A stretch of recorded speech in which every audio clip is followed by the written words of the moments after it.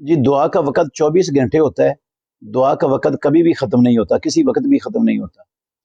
اور اللہ تعالیٰ نے فرمایا قرآن مجید میں وَإِذَا سَأَلَكَ عِبَادِي عَنِّي فَإِنِّي قَرِيبٌ أُجِيبُ دَعْوَةَ الدَّاعِ إِذَا دَعَانِ فَلْيَسْتَجِيبُوا لِي وَلْيُؤْمِنُوا بِي لَعَلَّهُمْ يَرْشُدُونَ.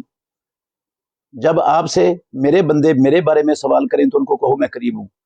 اجیب دعوت الداع اذا دعانی، جب کوئی دعا کرنے والا مجھ سے دعا کرتا ہے میں اس کی دعا کو صرف سنتا نہیں ہے، سن کر قبول بھی کرتا ہوں. لیکن شرط یہ ہے فلیستجیبوا لی ولیؤمنوا بی، وہ میری بات بھی قبول کریں اور مجھ پر صحیح معنوں میں ایمان لائیں، تو پھر وہ میں ان کی دعا کو ہر وقت ہر لمحے قبول کرتا ہوں. تو یہ جو تہجد کا وقت ہے نا، جب اللہ تعالیٰ آسمان دنیا پر آئے ہوئے ہوتے ہیں وہ وقت ختم ہو جاتا ہے، لیکن دعا کا وقت 24 گھنٹے میں کبھی بھی ختم نہیں ہوتا. اذان اور اقامت کے درمیانی وقفے میں حسن درجے کی حدیث ہے ترمذی میں اور ابو داود میں.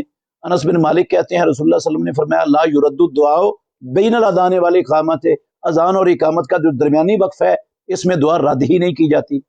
پھر فرضی نماز کے بعد بھی دعا کی قبولیت کے جو خاص اوقات ہیں ان میں سے خاص وقت ہے، آپ فرضی نماز کے بعد بھی دعا کریں. تو دعا کا تو کوئی ممنوع وقت نہیں ہے، ہر وقت دعا کی جا سکتی ہے.